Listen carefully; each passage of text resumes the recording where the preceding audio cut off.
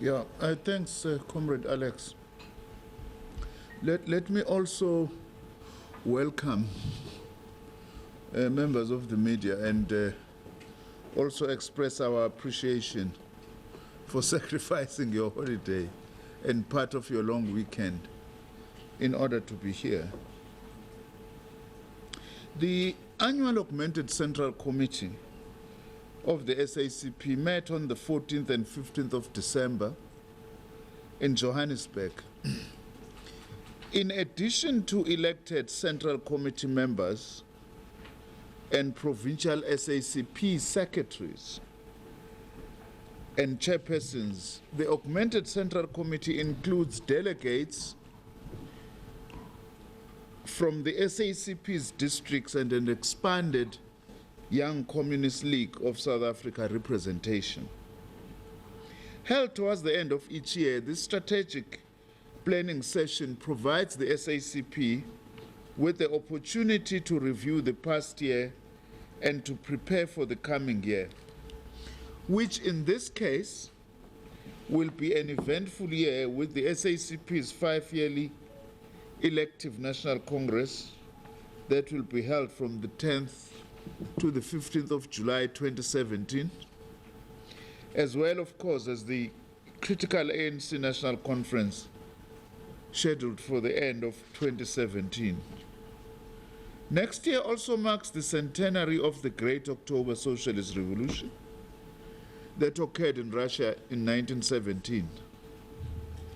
The SACP intends to use the occasion to reflect on lessons learned from the 20th century and in the midst of an all-round capitalist crisis in the present, the imperative and challenges of building socialism in the 21st century. The Augmented Central Committee devoted most of its time to discussing an extensive political report that was tabled by the SACP's Secretariat.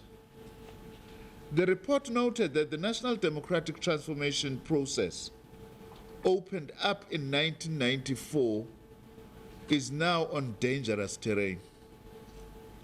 For many decades, a broad national democratic consensus has underpinned the multi-class and ideologically diverse character of the ANC and of the alliance it has headed. Quite naturally, this national democratic consensus has not been entirely free of tensions, different but legitimate tendencies, and contrasting ideological currents.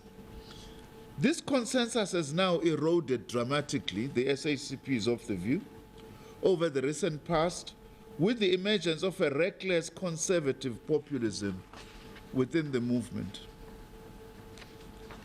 At the root of this erosion, the Augmented Central Committee agreed is factionalism linked to corruption and the looting of public resources, driven in particular but not only by a network of the corporately captured, most notably by those in the planetary orbit around the Gupta family.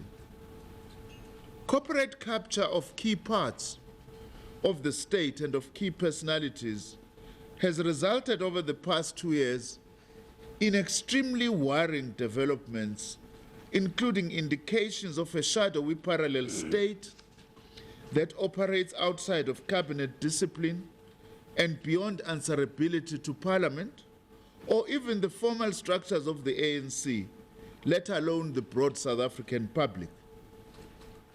Elements, some of whom were associated with the apartheid-era security apparatus, are now unleashed on long-standing comrades. Over the last days in Nchango in KZN, political assassinations continue, directed against a community that has openly expressed its support for the SACP and concern at the deterioration of ANC leadership in its region. The Augmented Central Committee, however, also noted that 2016 has seen a significant backlash against corporate capture and corruption from a very wide array of forces, including from many historically associated with the liberation struggle: the progressive faith-based sector, ANC stalwarts and authentic, not counterfeit camouflaged, MK veteran combatants, the trade union movement, and others who had left for business or academia. In particular, the meeting welcomed the fact that key issues that the SACP, almost alone, certainly from within the ANC alliance, has been raising consistently, are now receiving much greater focus and exposure, including from within Parliament, led by the ANC's Parliamentary Caucus. These issues, including the parasitic destruction of the SABC and the connivance of multi-choice in this decay, and the corporate capture of key state-owned enterprises. Of course, as the pressure mounts on wrongdoers, their recklessness increases. We are also seeing a coordinated populist ideological fight back being mounted from these quarters. They label those, including the SACP, who expose their parasitism as tools of white monopoly capital or of foreign imperialism. When we attack Guptarization, their counter-argument is that, what about the Ruperts and the Oppenheimers? As if Guptarization of SARS, Eskom, Denel, or Transnet strengthens the capacity of the state to deal with established monopoly capital. Or as if the SACP has ever been on friendly terms with the Ruperts or Oppenheimers. They claim to be anti-imperialist, as if landing a foreign wedding party at a high-security Air Force base, or illegal money laundering and expatriation of surplus to Dubai and other tax havens strikes a blow for national sovereignty. They say they are the victims of an imperialist regime change agenda directed from London, but their propaganda offensive involving fly-by-night NGOs and pseudo-analysts is run by the notorious right-wing UK-based Bell Pottinger Image Consultancy here in South Africa. It is important to build the broadest possible national democratic consensus against these counterfeit anti-imperialism and morbid tendencies. The SACP has engaged with some of the progressive formations in regard to this. However, it is equally important that we do not just confine our critique of parasitism to a moral critique, or to imagining that South Africa's solutions lie in a retreat back to before 2009 or 2007. Since the first Zuma administration, between 2009 and 2014, an SACP influence left in government had ensured a wide range of transformative programs had been implemented. In particular, the shifting of government economic policies away from a neoliberal posture on a wide range of areas: state-owned entities, trade policy, labor policy, by way of example, competition policy, industrialization, infrastructure development, the spatial economy to overcome our apartheid geography, the massive expansion of post-school education and training, bringing its own new challenges nevertheless, and work on advancing a solidarity economy and the right to work through public employment programs. All of these and other progressive initiatives were advanced in the face of the global capitalist crisis and the collapse of the commodity supercycle. They were also partially checked and compromised by counter tendencies from within government and the movement. Despite all this, 2 million new jobs were created since the adoption of the left-leaning New Growth Path in 2010. These SACP-influenced government initiatives, along with others such as those in the health, basic education, and land and agrarian sectors, point the way forward if, as a country, we are to exit from our triple crises of racialized poverty, inequality, and unemployment. It was in this context that the augmented Central Committee rejected the line advanced by hostile opponents of the party that senior SACP personalities have been sitting comfortably but ineffectually in senior government positions. The meeting further noted that even in sectors in which leading SACP members in the executive and parliament had been blocked, dismissed, or forced to retire, their principled activism in portfolios like communications and energy had served to expose wrongdoing and prevent the worst parasitism from having a free run. They laid the basis for the current parliamentary and other processes, looking at the facts behind the stalling of digital migration or the attempt to foist a reckless nuclear build program on our country. Need for unity in the ANC and inclusive management of ANC leadership succession. The augmented Central Committee was also addressed by our Central Committee member, Comrade Gwede Mantashe, but this time in his capacity as the Secretary General of the ANC. The augmented Central Committee engaged with the SG's presentation and, arising out of the Secretariat political report, expressed concern about deepening divisions and factionalism in the ANC, affecting the alliance and the capacity of the ANC to lead society. The SACP believes that if the ANC does not unite itself in the first instance and also become rooted in the masses again, it will not be able to lead the National Democratic Revolution. The SACP will continue for now to contribute to the ANC playing this role, but will also simultaneously, independently contribute to building a working class-led popular movement to advance the National Democratic Revolution. The augmented Central Committee expressed its concern that for a 105-year-old liberation movement, it is unacceptable that the ANC does not have a clear policy on leadership succession, and urges that it develop such a policy and implements it as soon as possible. Rather than simply focusing on names of those who should be elected as ANC president, other office bearers, and NEC members, there has to be a consideration of the criteria for effective leadership. A key consideration would be the capacity of a leader and leadership collective to avoid being factionalist and unite the ANC, the alliance, and the historical support base of our liberation struggle.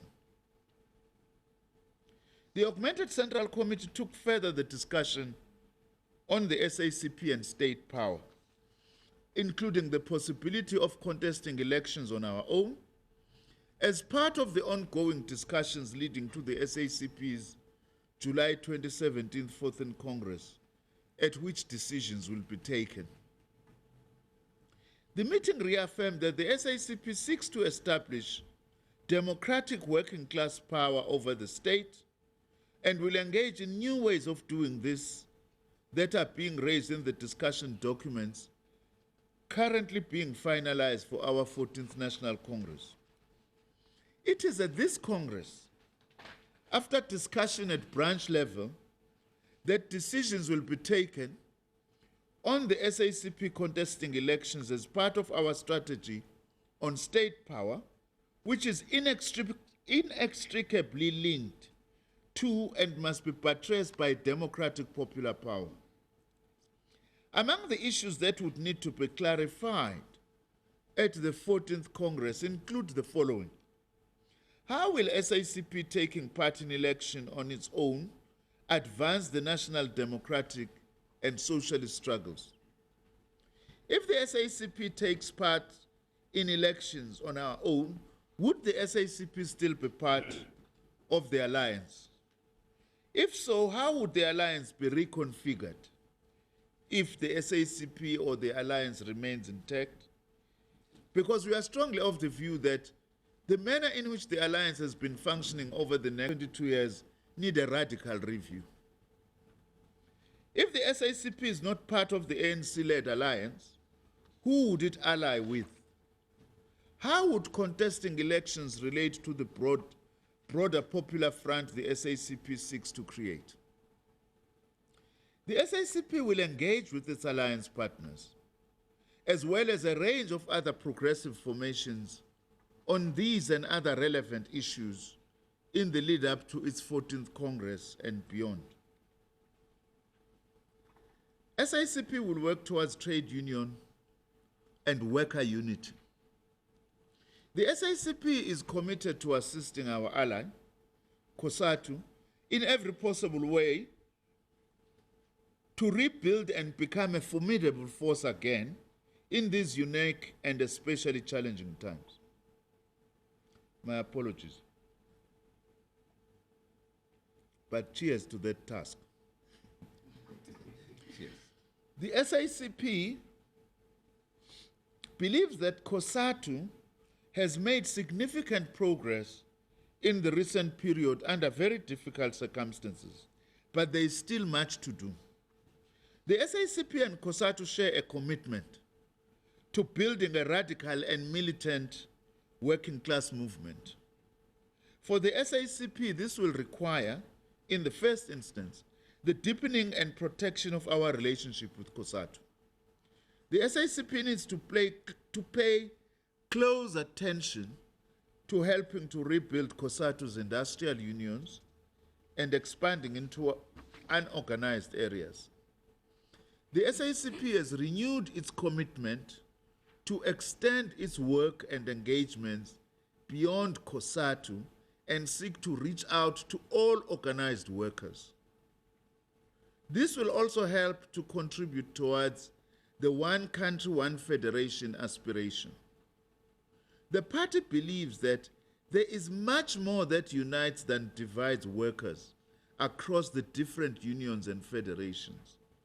However, building a single union federation is not and must not be a boardroom exercise, but requires the mobilization of workers around common concrete demands.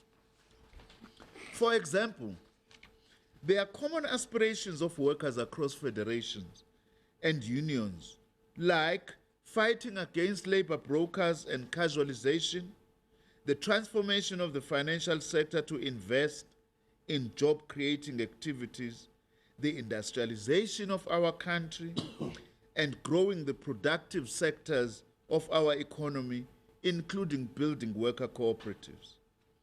It is specific demands and campaigns around these issues through which the SACP will seek to encourage broader worker campaigning and cooperation as part of building a militant working class movement, which South Africa needs desperately.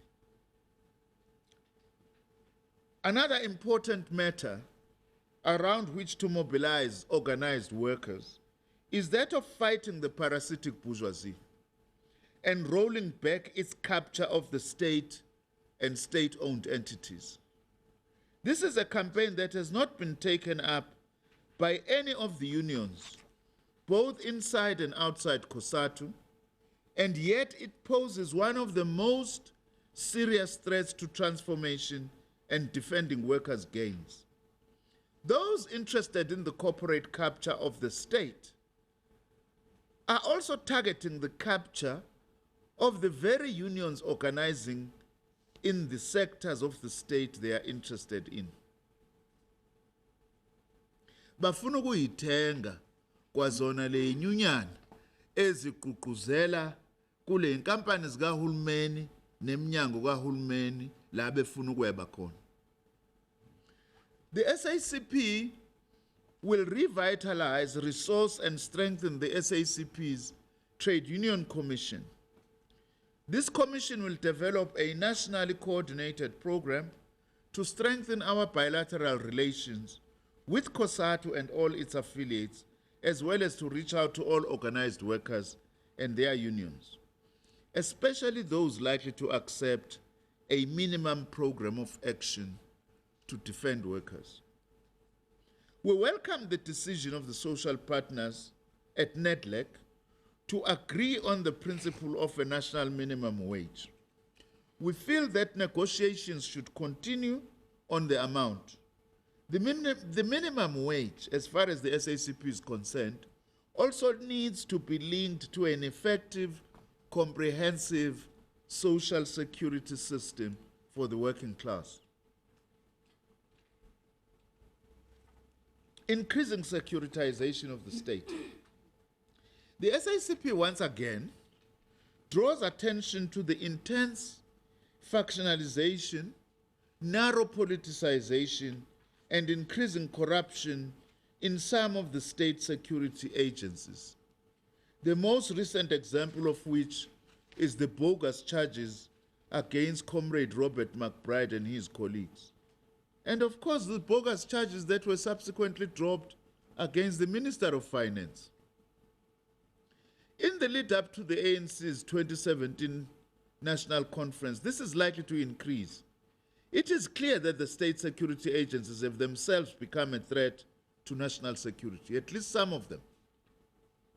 We condemn the security agencies for taking sides in the internal divisions within the ANC, alliance and government, and the increasing securitization of the state. As the SACP, we are determined to expose and combat this. We welcome the parliamentary inquiry into the SAPC.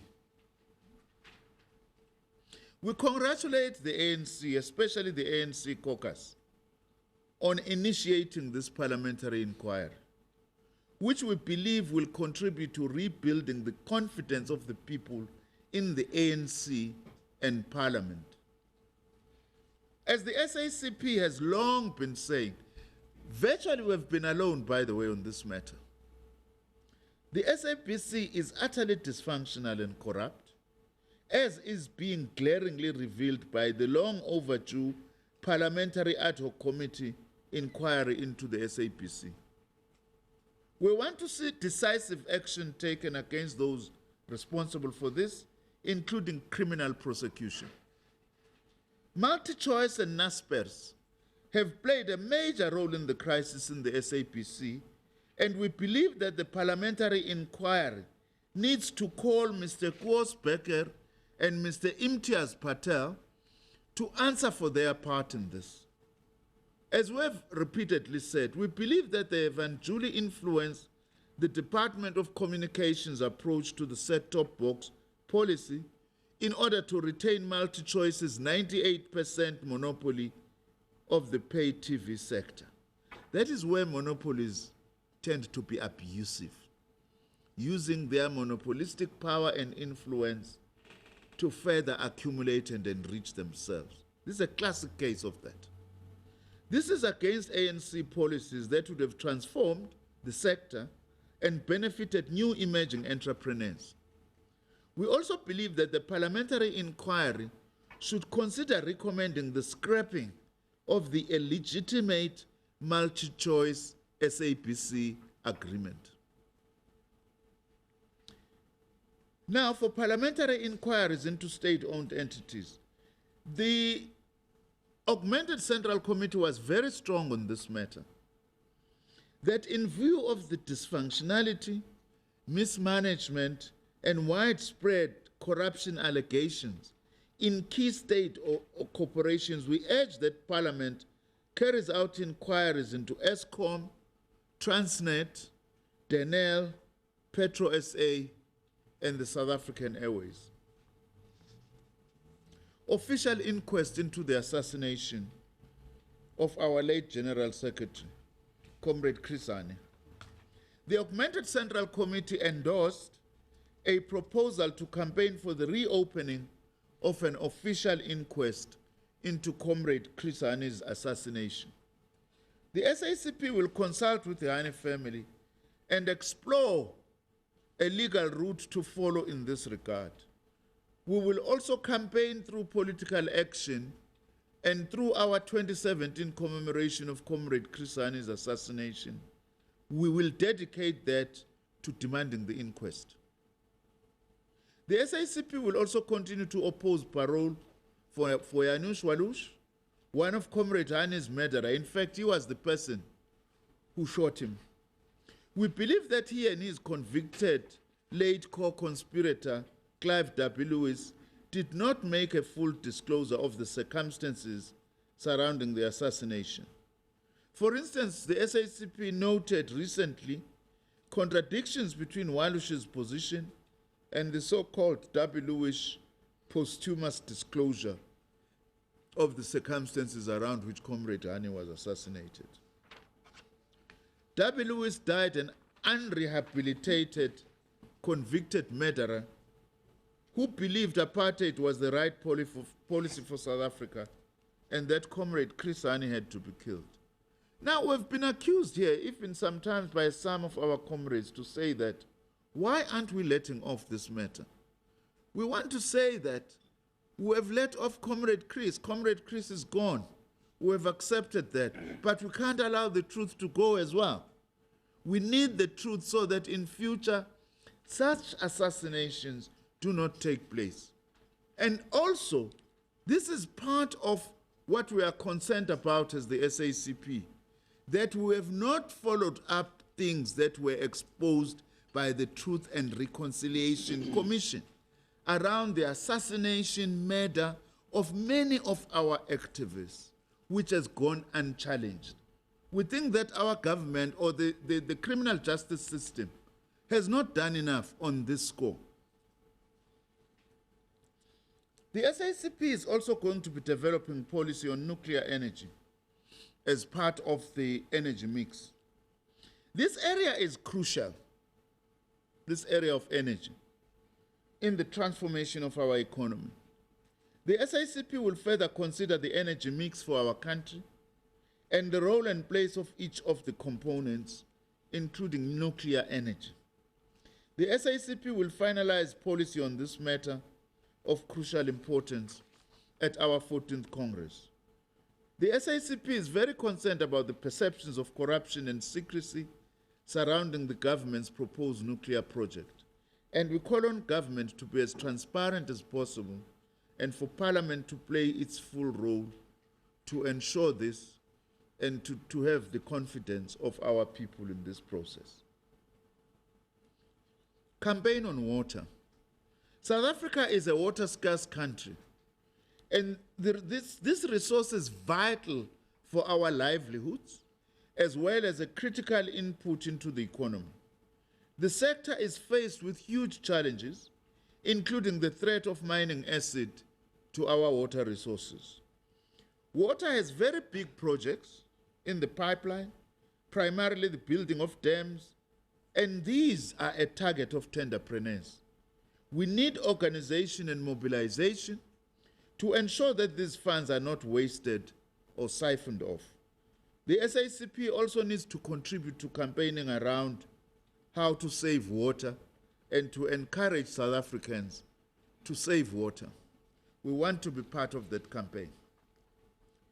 The SACP once again acknowledges the huge contribution Comrade Fidel Castro made to the national liberation and socialist struggles, not just in Cuba, but globally.